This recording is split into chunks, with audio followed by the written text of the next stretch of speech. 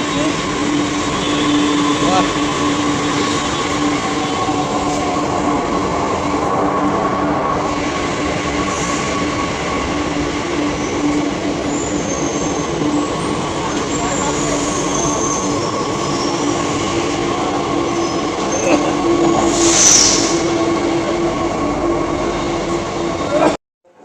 New Delhi வந்து பார்த்தோன்னா கீர்த்தி நகரில் வெளியில் வந்து பார்த்தோன்னா இது வந்து டைம் வந்து 8 மணி.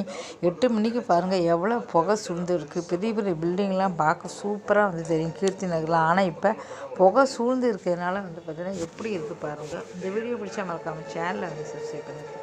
வீடியோ பாருங்கள். Thank you so much.